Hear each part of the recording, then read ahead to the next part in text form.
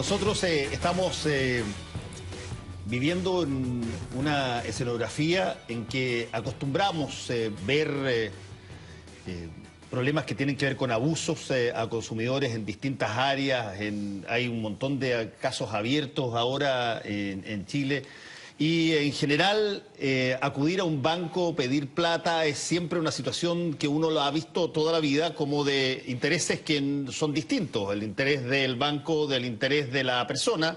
Y a veces hay una situación media compleja y uno ve las utilidades y no sabe por qué le están cobrando, o a veces le rematan. En fin. El tema de la banca en general es bien difícil de describir en forma simple, y cuando aparece un tipo de banco extraño que tiene unos fundamentos distintos, bueno, llama la atención, y sobre todo si es que si le va bien y se expande y crece.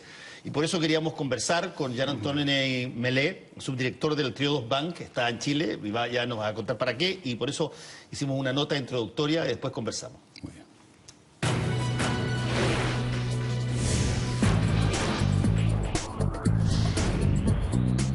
Es uno de los actores fundamentales del mercado y no cabe duda que la banca se requiere para la vida más doméstica como para las actividades de desarrollo productivo. Uno de los cuestionamientos que nosotros le hacemos al sistema financiero chileno es que es un sistema rentista, en que está más preocupado de obtener las mayores utilidades posibles con las menores dificultades también. Por eso, y no en vano, la idea de cómo debe ser la banca del futuro para hacer viento en popa para un país es una idea que crece en el mundo. Hay una vertiente que busca que las cosas cambien. Puede ser una tremenda oportunidad donde todos pueden hacer buenos negocios, pero además pueden contribuir a que hagamos un mejor país. Joan Melé es el creador de Triodos Bank y desde esa plataforma pretende crear un precedente. Conciencia, responsabilidad y transparencia, tres valores no monetarios que buscan dar al mercado financiero una nueva impronta, esa que se preocupa de la persona. Tiene que ver con un tema de voluntad, de conciencia de quienes estamos en este negocio, de darnos cuenta que trabajamos con personas y del tremendo impacto, diferencia para bien o para mal que podemos hacer en la vida de las personas. En Chile ya existe un caso, es Cumplo.cl, sistema alternativo de financiamiento que conecta a personas y empresas que necesitan un crédito con una red de inversionistas que están dispuestos a financiarlos. La tasa de interés se acuerda entre las partes. Uno no puede tomar una decisión ética sabiendo que esa persona, no sabiendo que esa persona está endeudada en un 85% de su sueldo, y además darle un crédito por sobre eso. O sea, tenemos casos incluso de los jubilados que tienen el 100% de su sueldo, de su jubilación, en un crédito. Eso no es justicia, eso no es para nada ético, y no hay forma hoy día de saber exactamente cuánta deuda tiene una persona. ¿Podremos ver en algún momento un sistema financiero con la conciencia social necesaria que cambie el paradigma del beneficio económico por aquel que habla de responsabilidad con las personas no vistas como clientes? Gracias por venir, Joan. A ver, ¿cómo es esto de que un banco se preocupa de las personas, de que tiene interés en lo que ellas son? Teóricamente un banco lo que significa es aportar el dinero que las personas necesitan y busca que en esa operación se produzca un delta que dé la máxima posibilidad de utilidades para sus accionistas. Desde un punto de vista de Milton Friedman, si usted quiere, el banco no tiene por qué tener ética, el funcionamiento. El banco es una empresa que tiene un objetivo, que es financiar a las personas y obtener el máximo de utilidades en el proceso. ¿Qué tiene que ver la ética con eso? Bueno, este es el modelo que ha funcionado hasta ahora, buscar el máximo beneficio o las máximas utilidades que dicen ustedes, ¿verdad? Pero esto nos ha llevado a una situación mundial que es insostenible. O sea, cuando uno pone el beneficio por delante de las personas, incluso por delante del medio ambiente, de la propia tierra, la destrucción es progresiva. Entonces, en los últimos informes de la riqueza hay una desproporción, cada vez menos gente tiene más dinero y lo mínimo no llega a mucha gente. Y la pregunta es ¿por qué? ¿Hace falta hacer este modelo? Y mucha gente a finales de los años 60, concretamente el banco en el que yo estoy, Triodos Bank, al año 71, un grupo de personas dijeron, bueno, queremos hacer un banco, ¿vamos a hacer beneficios? Sí, es necesario, es imprescindible, Pero el beneficio no puede ser una obsesión, no puede estar por delante de una serie de cosas. No podemos financiar empresas que no sean responsables. Y ellos se propusieron crear un banco, la etiqueta de banco ético nos lo ha puesto la gente luego, ¿no?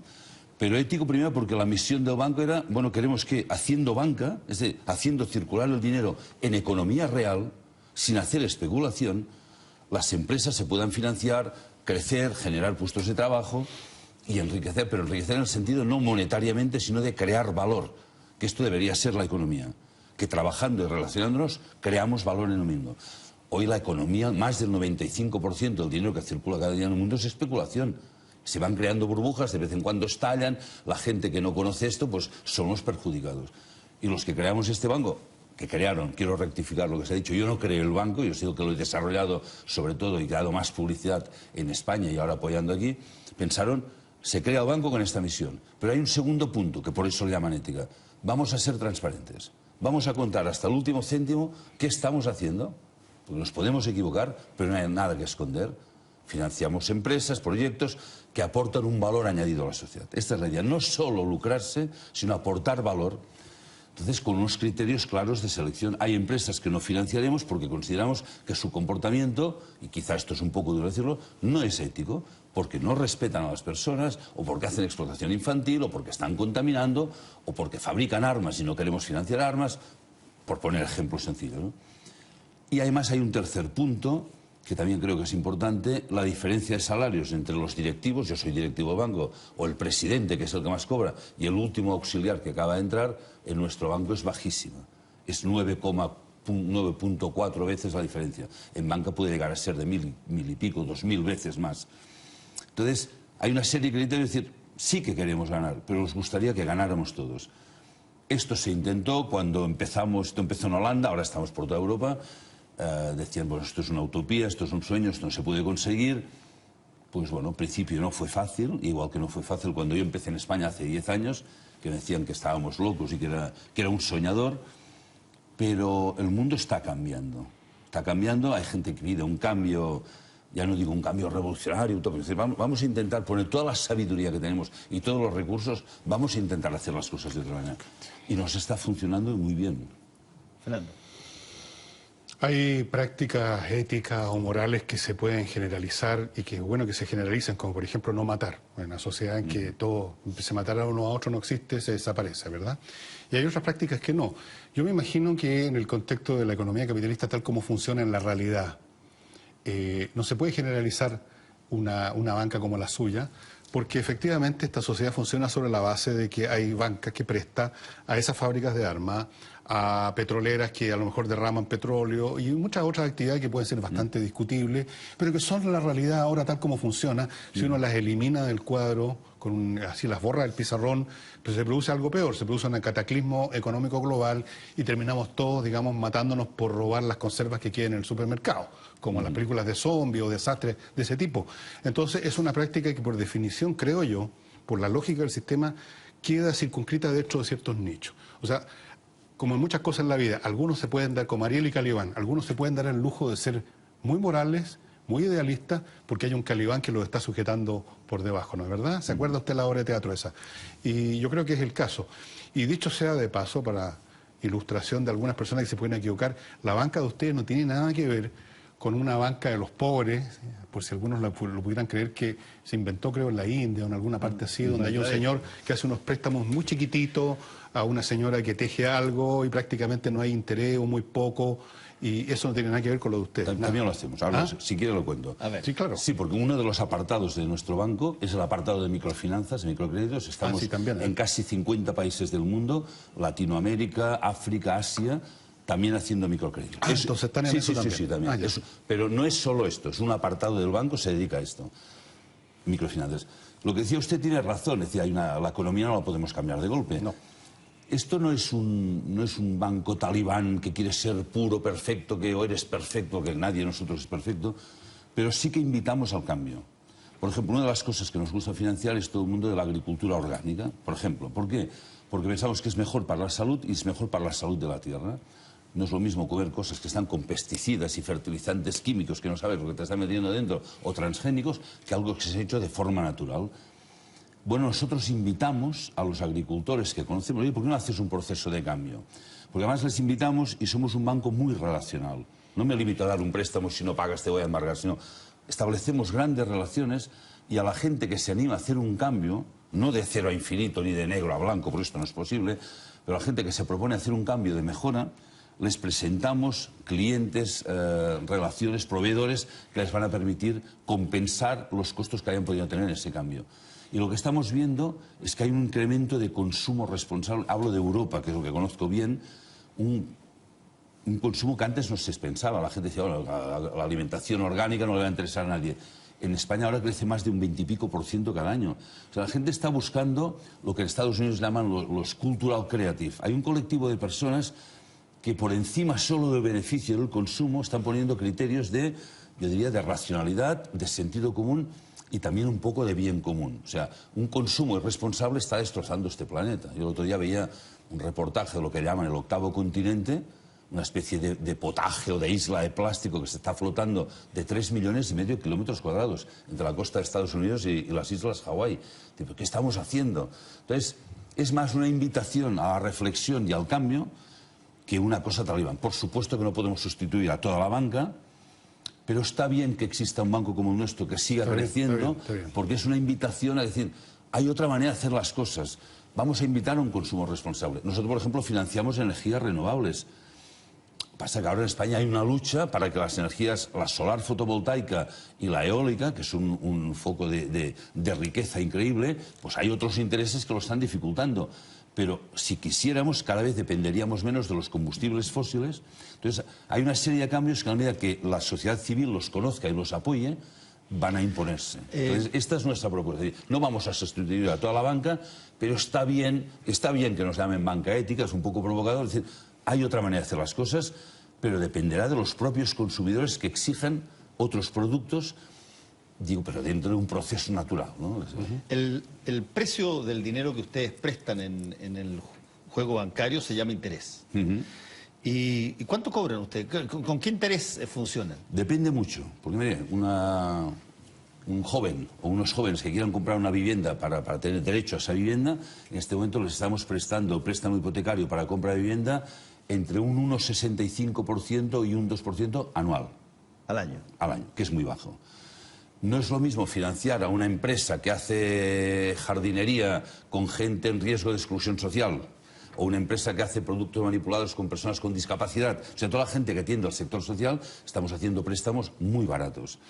Si es un inversor que pone una planta solar fotovoltaica porque va a tener un lucro, pues en vez de cobrarle un 3 o un 3,5% anual que cobraríamos a una empresa social, igual le cobraremos un 6%. O sea, también depende del nivel de riesgo de la operación. Hay una especie de prima de riesgo. Pero los tipos de interés nuestros son tipos de mercado muy competitivos. Estamos en mercado. ¿Y ustedes piensan generar actividades acá? Aquí en Chile. Ya te entusiasmaste con el crédito. No, lo que pasa es que yo por razones familiares conozco a gente que precisamente está en esta onda, que tienen empresas, que están desarrollando empresas amistosas con el medio ambiente, en el campo de la ingeniería y otras cuestiones, que tienen dificultades con los bancos, tienen dificultades con las empresas más grandes, tienen dificultades por todos lados, nadie les da mucha bola, cuesta mucho, o quieren apropiarse del negocio entero prácticamente. Y yo me imagino que son muchos los egresados de universidad que están en ese cuento y que se encuentran con estos problemas. Entonces, me imagino que entre ellos que estén viendo este programa, les gustaría saber si ustedes piensan... Voy a contar. Yo he venido invitado precisamente, bueno, aparte del FIS, del Festival Internacional de Innovación Social, que me invitaron a dar una charla, también por un grupo de amigos que me invitaron el año pasado a dar conferencias y a explicar. Claro, lo interesante en mi caso no es que yo sepa mucho, yo no sé mucho, no soy un profesor de universidad, pero es que lo que yo cuento es real. Entonces, es lo que convence a la gente, ¿no? Entonces, vine a dar unas conferencias, se creó un grupo para promover una banca ética aquí en Chile, que además ya han creado una asociación, incluso ya tiene una página web que se llama así, bancaeticachile.cl, y este próximo miércoles vamos a hacer un acto, le hemos dicho, fundacional, precisamente en el Teatro de la Universidad de Chile, en la Plaza Baquedano, en donde vamos a reunir mucha gente, espero, no para que se funde ya el banco, sino ya el proceso de creación donde vamos a aglutinar personas. Espero que vengan gente de banca que entiendan para crear un banco autóctono aquí de banca ética Chile. No vendrá Triodos Bank, porque somos un banco europeo, pero sí desde una alianza mundial que creamos. ¿Por qué no podrían venir a Chile? Porque habría, de entrada, porque es un banco europeo, habría que cambiar todos los estatutos, pero se creó una alianza mundial de bancas éticas para apoyar y ayudar a los procesos que están surgiendo, y aquí en Latinoamérica van a surgir procesos. El que veo más maduro y más fuerte es el que está aquí en Chile, y que este miércoles va a dar un poco también el punto de madurez. Cuánta gente, porque la palabra, mucha gente ha dicho que apoyaba, pero en este acto del Teatro de la Universidad de Chile vamos a ver si vienen 1000 o vienen 2000 o vienen 500, hasta qué punto se comprometen. Ya mucha gente ha dicho que está dispuesta a poner dinero, porque realmente entusiasma, pero luego está la parte importante. Como usted bien decía, es que hay negocios que son importantes a nivel social, quizá no dan beneficios millonarios, a la banca no les interesa, muchas veces porque les da miedo y no lo conocen. O sea, nosotros en España hemos financiado empresas del sector social que trabajan con gente con discapacidad, por ejemplo, o jóvenes que han salido de la cárcel, y esto vas a un banco. O un caso muy divertido que me pasó, me vino un presidente de una asociación de enfermos mentales que estaban construyendo un centro de trabajo para gente enferma mental. Claro, me decía, voy a ver un banquero. Le digo, oye, mira, yo soy presidente de una asociación de enfermos mentales. Dice, yo también soy enfermo mental. Dice, ni me miraba a los ojos, me tenía miedo. Usted está enfermo mental. Claro, enfermo mental, pues una enfermedad normal que te estás curando. Pero hay una serie de desconocimiento, o simplemente porque no te va a dar la misma inversión que invertir en petróleo. No da el mismo rendimiento económico, pero social. Hay empresas, que suerte que existen gente maravillosa en esas empresas que requieren que se les apoye. Entonces esta es la idea, y aquí va a surgir un banco, no Tríos, pero yo como representante de Tríos y de esta alianza global vamos a apoyar, porque yo lo veo ya que está maduro. No, maduro significa virlo ya, pero ya empezar un proceso de preparar para hacerlo. Yo creo que es necesario. A ver, para establecer un poco las diferencias, lo que está muy de moda en la banca en general y que generó una tremenda polémica es, por ejemplo, las políticas de bonos para los gerentes mayores. ¿Ustedes tienen eso? ¿Cómo atraen a las mejores personas para que trabajen en el banco? Y este punto, además, yo estuve 30 años en banca tradicional y lo dejé a los 55 años, lo dejé sin un céntimo, me fui para crear esto. Yo vi cómo se estropeó la banca en España cuando empezaron a fichar gente de otros lugares con unos bonus que eran casi insultantes. Es decir, un directivo podía cobrar más de bonos que a lo mejor todo su equipo de gente en todo el año. O sea, está bien tener algún incentivo. Nosotros no tenemos bonos. Tenemos un salario más o menos digno. El incentivo es trabajar en un banco así. Recibimos cada mes docenas de currículums de directivos de banca que quieren venir a nuestro banco, aunque sea ganando menos que lo que están ganando ahora. Porque no todo el mundo se mueve solo por dinero. Hay una parte que necesitas para vivir dignamente, pero levantarte por la mañana con la ilusión de ir a trabajar, que lo que estás haciendo tiene sentido, que es útil. A mí hay veces clientes me vienen a la oficina, me abrazan, dicen, gracias por estar aquí, adelante, te abrazan a un banquero, o sea, y esta es la motivación para trabajar. Hay gente que trabaja por dinero, hay gente que trabaja por amor. Aquí mi colega trabaja por amor al dinero. No, yo le quería preguntar a usted, aunque no estén en la banca tradicional, sabe lo que está pasando en el mundo. Y tengo entendido, por lo que he leído hacia la pasada, de que las prácticas de la banca norteamericana, donde todos los bonos ya era una verdadera chacota, y no solo las prácticas de pago de bonos, sino que las prácticas de los bancos mismos, las instituciones, más o menos están volviendo al viejo carril de siempre, y por lo tanto, de algún modo están ya preparando la próxima crisis financiera. ¿Es así? No puedo asegurarlo, pero me temo. O sea, hay una manera de trabajar. Para mí el problema empezó ya en la época, si no recuerdo mal, de Ronald Reagan y Margaret Thatcher, que algo que era muy importante, que era separar la banca comercial de la banca de inversiones, esto se echó al traste. Banca comercial, es decir, por lo menos el dinero de los ahorros de la gente normal, de la calle, de la sociedad civil, estaban protegidos. Y yo abogaría por un cambio, voy a decir, señores, con el dinero de los ahorradores no se puede especular. O sea, para mí el cáncer, yo a veces le llamo el arma de destrucción más masiva que existe en el mundo, es la especulación. O sea, en este momento en el mundo sobra dinero. Y lo digo literalmente, sobra, hay una masa de dinero líquida que no sabe a dónde ir. Y entonces invierte en productos estructurados que ni los propios directivos saben lo que están haciendo. Sí. Es decir, pero empresas que necesitan financiación no les llega. En España, que hemos provocado una crisis brutal, y además con una impunidad que es sorprendente, no ha ido nadie a la cárcel, empresas que han cerrado, no porque fueran mal, sino porque de golpe un día dijeron, no te renovaré la póliza de crédito. Oye, pero me hagas esto. No, es que no hay dinero. ¿Cómo que no hay dinero? Si el Banco Central Europeo inyectó alrededor de 150.000 millones de euros a los bancos al 1% de interés anual para que dieran créditos. No los han dado, han comprado bonos del Tesoro americano, bonos del Tesoro español, porque además estaba en prima de riesgo, que daba una gran rentabilidad. Entonces, esta manera de hacer banca, yo la llamo perversa, y quizá no debería decir palabras tan fuertes, pero es decir, esto es lo que ha llevado a esta destrucción. Debería ponerse un límite a la especulación. No sé cuál, pero por lo menos separar otra vez banca comercial con el dinero de la gente inocente. En España ha sido vergonzoso. Gente que no sabía firmar y firmaban con el dedo y les han vendido participaciones preferentes que no sabían que podían perder la mitad o las 3/4 partes de sus ahorros. Entonces, esto no puede ser, tiene que haber un límite. Y yo pondría una segunda ley, una ley de transparencia, pero más fuerte de la que ahora he leído aquí, que se ha puesto, que obliga a explicar bien. No, transparencia significa que los bancos publiquen hasta el último céntimo a quién están financiando y dónde. Saber si están en paraísos fiscales o no están. Puedes hacerlo ya, pero informa, que la gente pueda elegir libremente si quiere llevarte el dinero de tu banco o no. Porque antes hablaban de educación. Uno elige el colegio de sus hijos porque lo eduquen de una manera correcta. Uno elige el barrio en el que quiere vivir, uno elige lo que quiere comer. Pero cuando llevas al banco, al que me pague más. No, pero pregúntale qué hará con tu dinero. Porque si tú pides un préstamo, lo primero que te van a preguntar, ¿para qué lo quieres? ¿Cómo me lo vas a devolver? ¿Con qué garantías cuentas? Pues antes de elegir un banco debería ver si el banco sigue unos criterios que compartes. Entonces, esto se ha dejado, la gente ya lo deja el dinero en el banco, se olvida, y los bancos han cogido un poder mundial.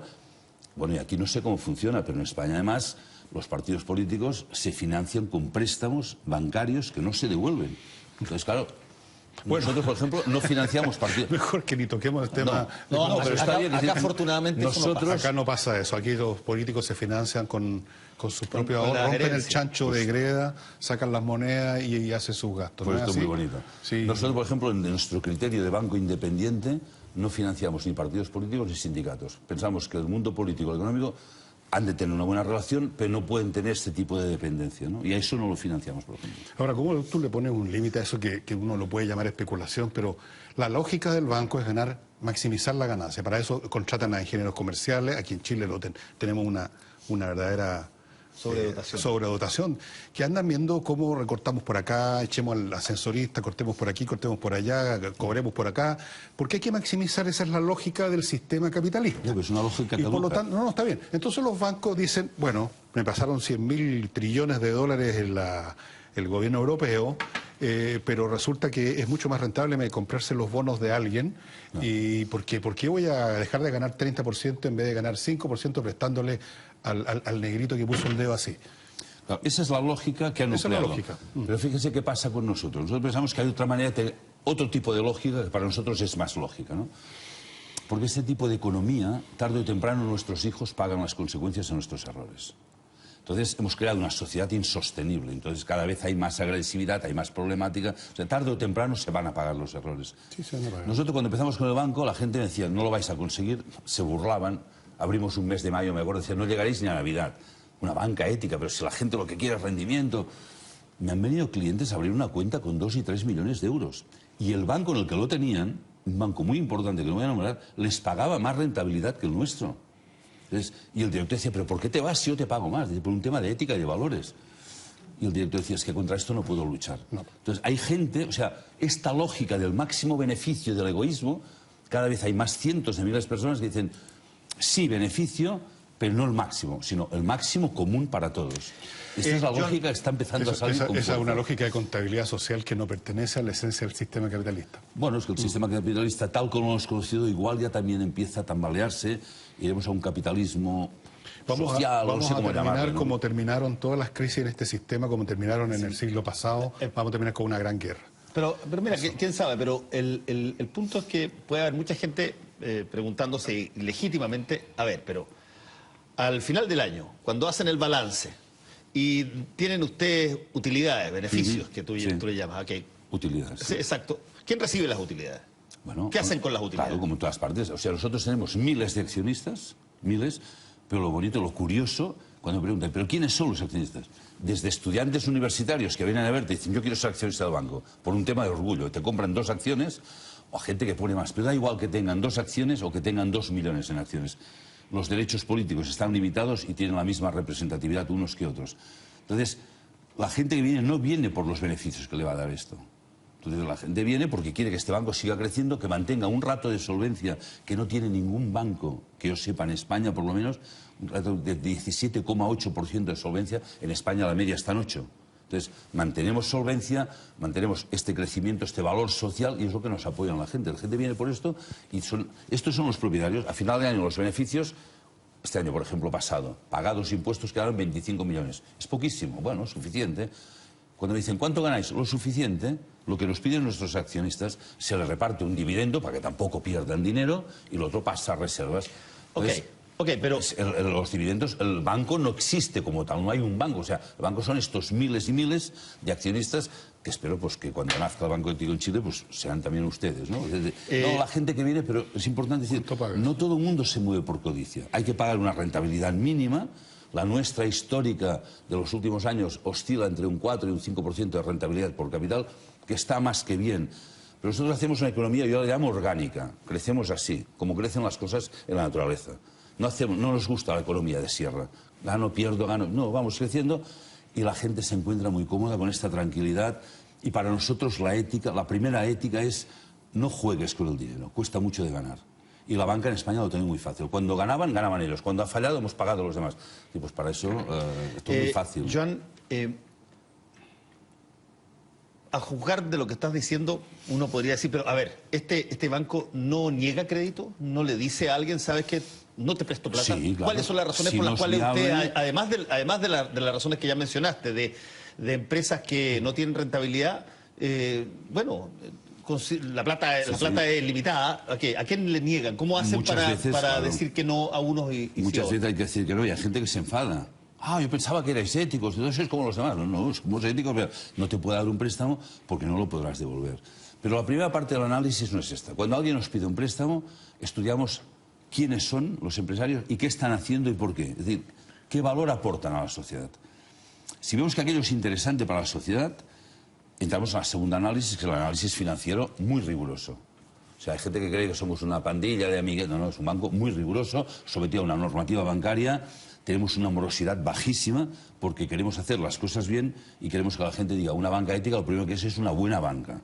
Somos profesionales de banca, hacemos una buena banca. Lo que pasa es que si hay que ayudar a alguien, y ves, por ejemplo, proyectos sociales en España son muy necesarios en este momento, si ves que alguien no te puede pagar un préstamo en 3 años, lo harás en 5 o en 7. Y si no puede pagar el 4% de rentabilidad, le pedirás el 3%. O sea, ahí es donde ayudaremos. Pero si no es viable, si con los números ves que no lo puede devolver, no necesita un préstamo, necesita una donación. Claro. O necesita una parte. Y esto hay que diferenciar dinero de préstamo de dinero de donación. Y la misión del banquero es mostrárselo, que lo vea claro. Vamos a seguir conversando con Joan Antoni Melé en un ratito más.